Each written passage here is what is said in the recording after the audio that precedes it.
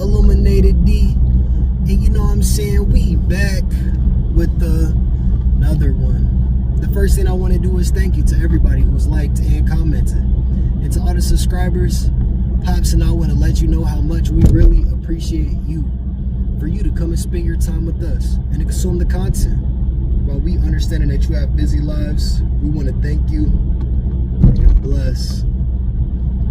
Well, family, I'm actually headed to the gym right now, and you know, Pops definitely came on here and he spazzed out.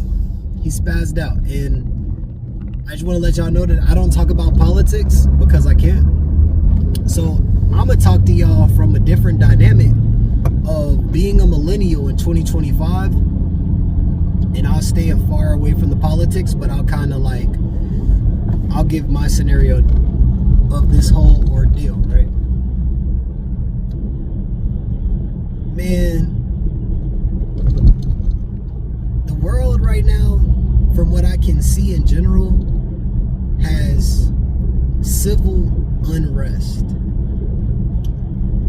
You know, as I look at all the successful individuals in the world, and they always talk about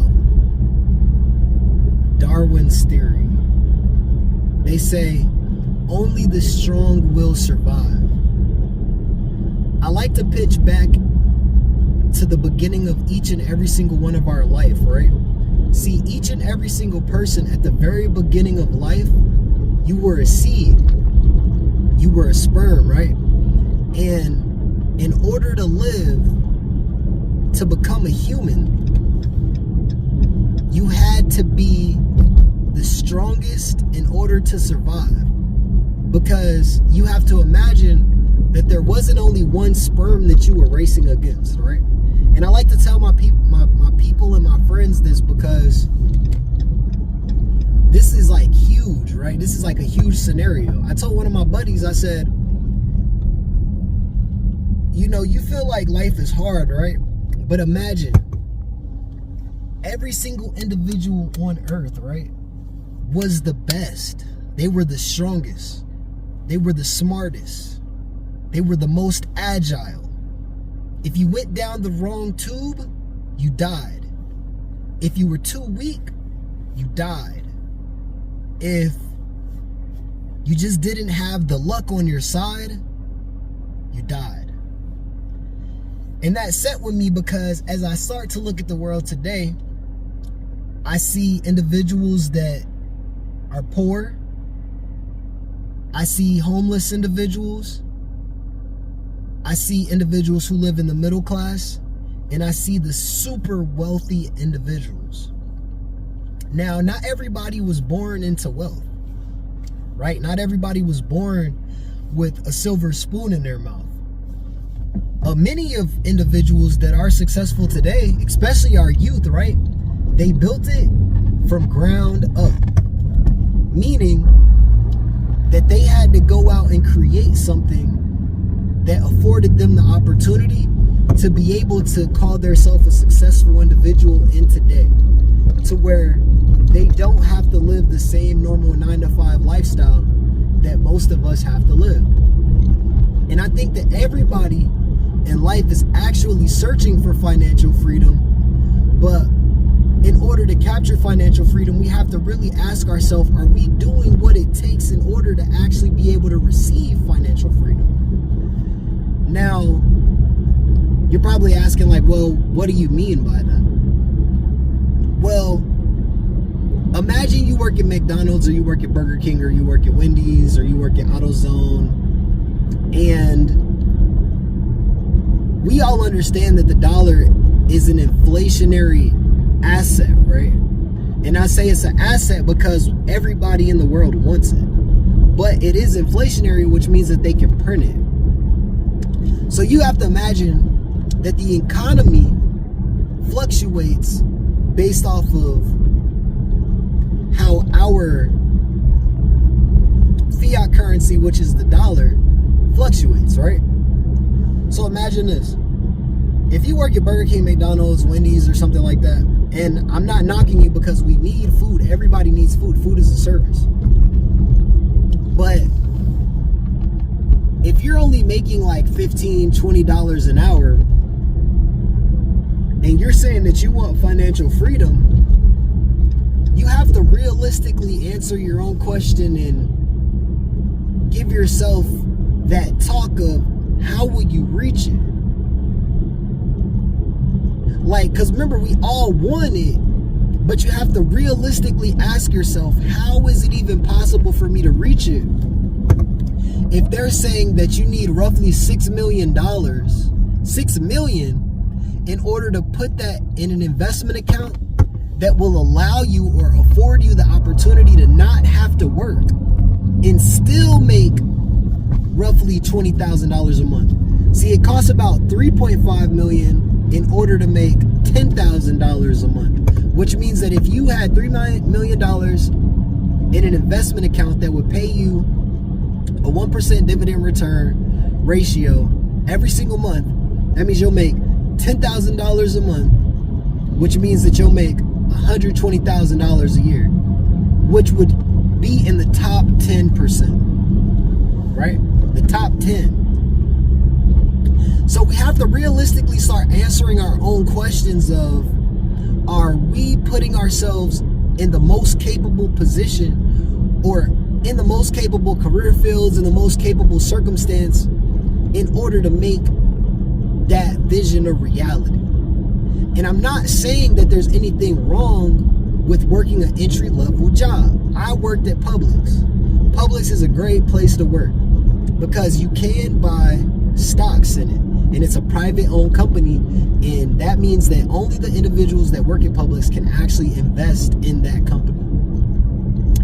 But as I start to look at the civil unrest in the world, and I start to look at the dynamic of the different roles that everybody plays, I start to look at it like, although you were the best of the best that had to you took on a formidable challenge that you didn't even want to take on directly, but you succeeded.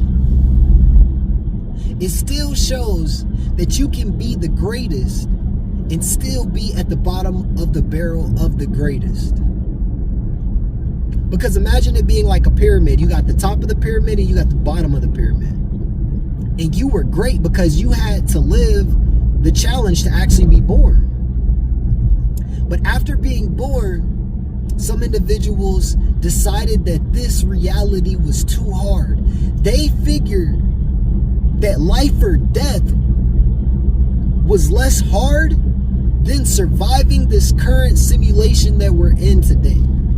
They figured that if they didn't make it to the egg, that was less hard, although it was based off of instinct. That was less hard than studying and getting your knowledge up so that you can be great in this reality that we live in today. You know, like, I don't know if that's making sense to anybody, but I just want to let you know, during all this civil unrest, during the hard times, during the stressful times, you know, Big Ward said something that was prevalent to me, and he said, millions are heading for homelessness. He said, you can be in the best circumstance and be headed for homelessness. I want to let you know that a lot of times this mainly is related or told to men, right? This is like a man thing. I know that they're like, well, women. But the thing that you don't understand is that when I'm driving down the street and I see a homeless woman, there's always a dude that doesn't have standards who's willing to take that lady and change her life, right? But as for a man, nobody looks at that man and says, oh, what happened? They always say he must have fucked up somewhere on the road, and that's the reason why he's homeless. He must have not lived it right.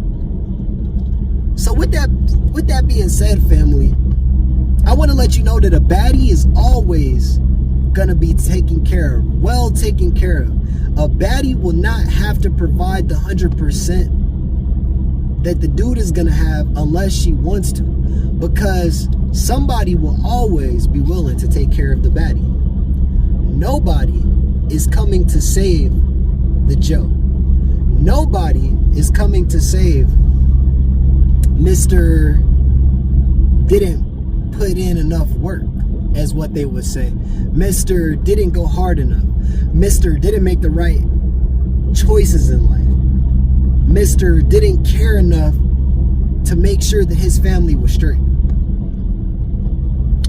So family, as I say, with this civil unrest in these formidable times, in these hard times that look cataclysmic, that look like there's no way out, I want to let you know that all we have to do, family, all we have to do is take the intestinal fortitude. Take the intestinal fortitude, take the jump.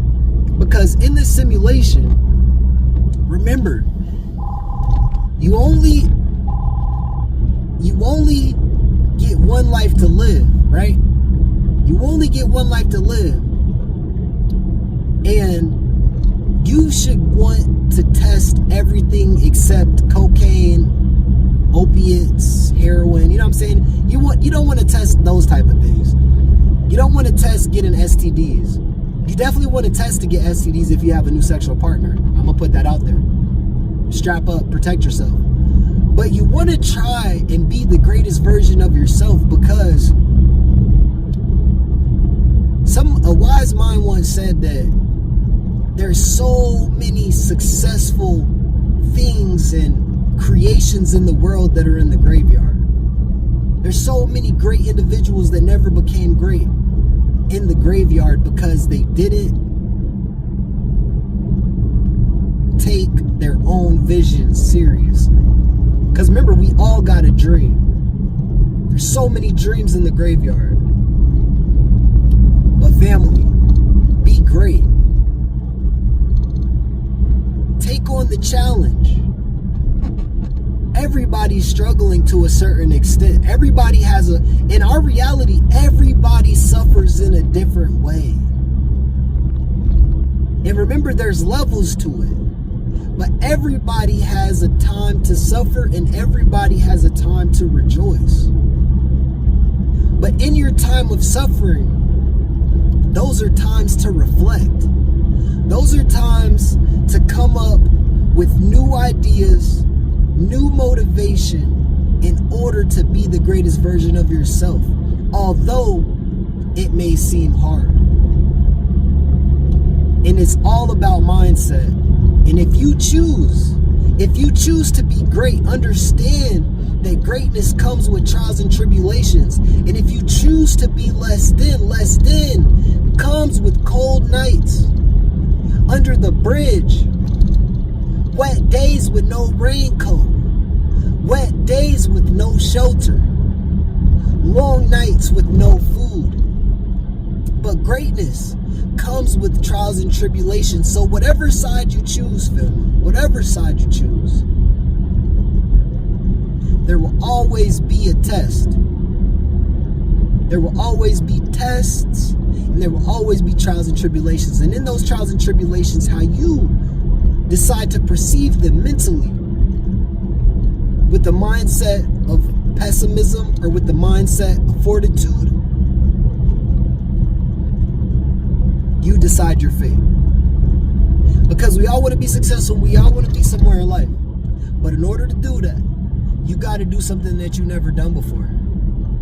And that's the reason that we're doing this right here, right now, family. I'm about to go ahead and head to the gym. I'm about to walk in. I hope everybody has a blessed night.